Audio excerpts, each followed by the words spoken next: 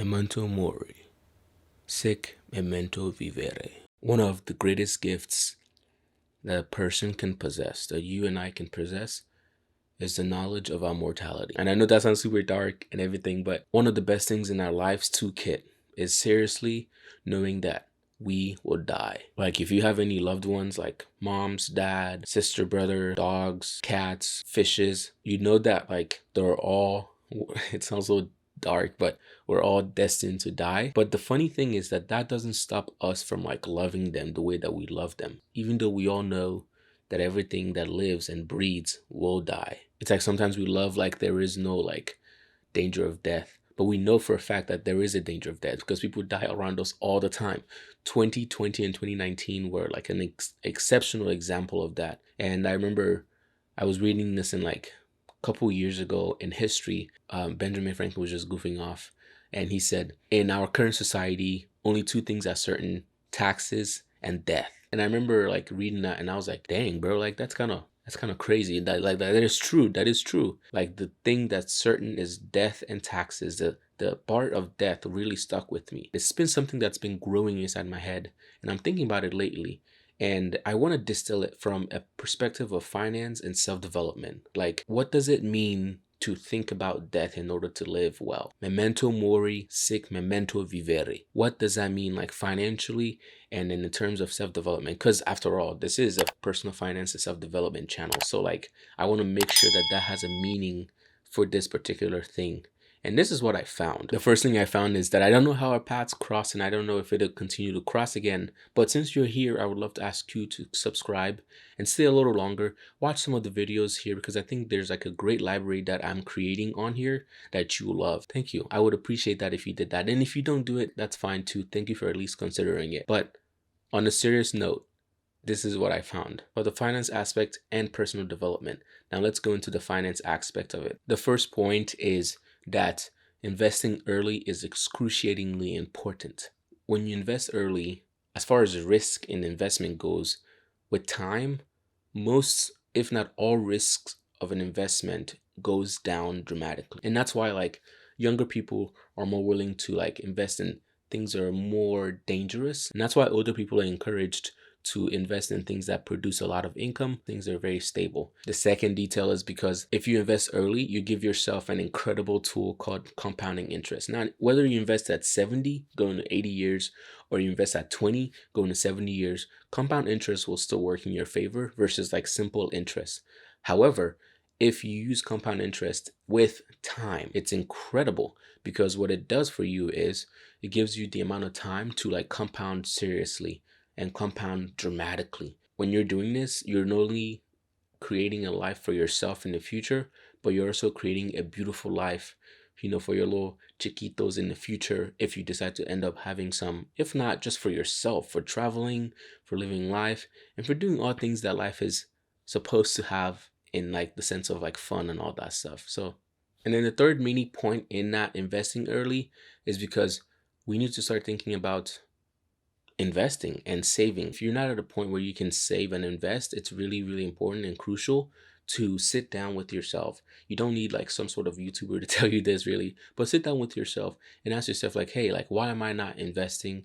Why am I not at the place to invest? Mirror, mirror on the wall, who's the fairest of them all? The point isn't even to invest $500,000 right now or $500 every month or whatever. The point is to build the discipline of investment, to invest whatever you can invest to be able to build that discipline. So if you can invest $1 a day, $5 a week, like whatever it is, invest that, because what it does, more important than anything, that it helps you build the discipline of actually learning how to invest.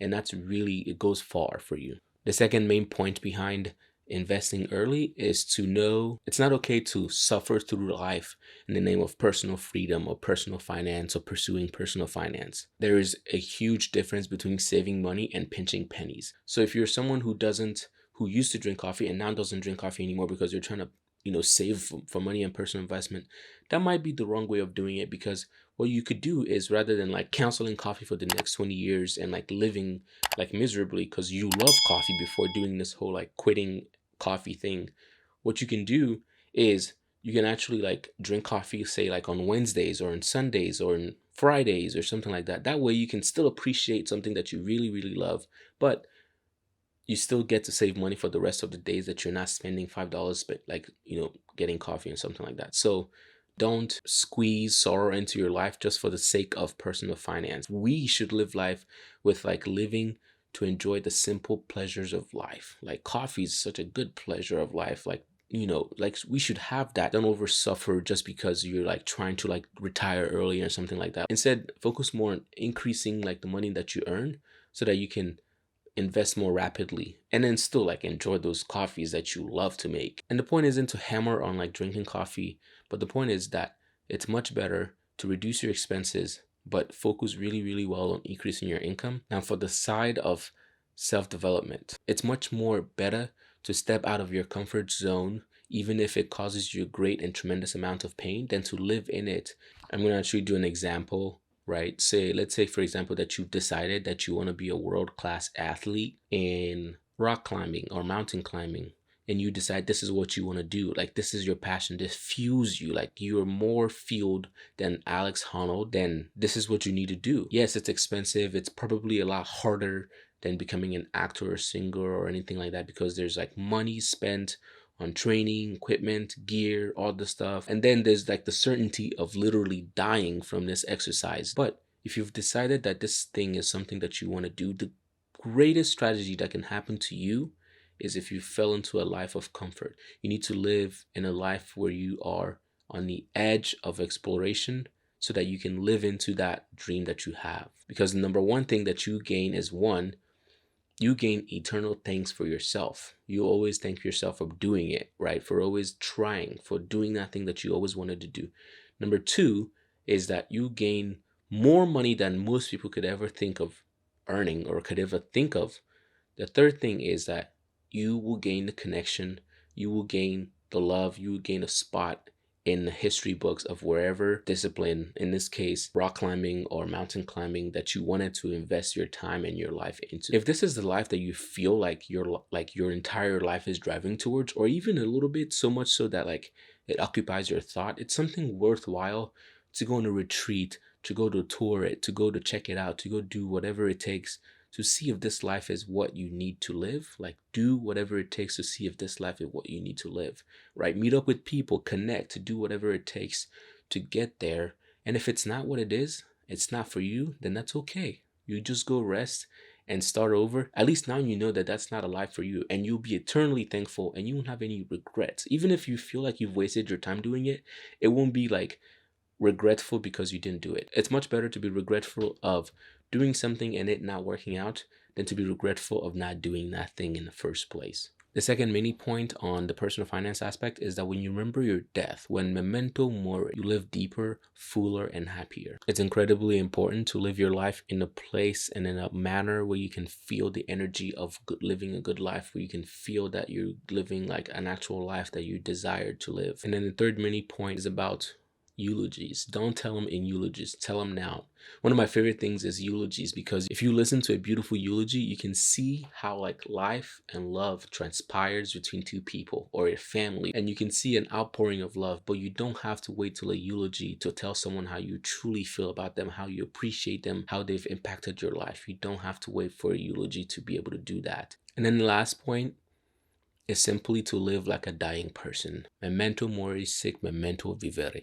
Live like a dying person. That's the last point. Chase things as if like you had a clock and you knew that you were gonna die, right? In 5 months or 6 months or whatever. Chase life that way.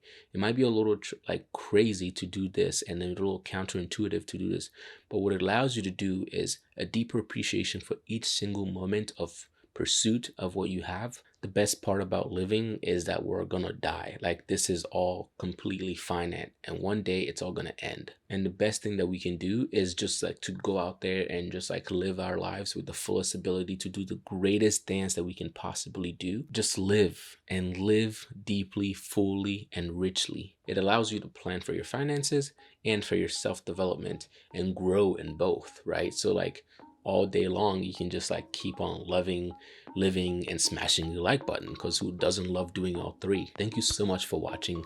I hope that you enjoyed the video and you subscribe and stay a little longer. I promise it will not be a waste of your time.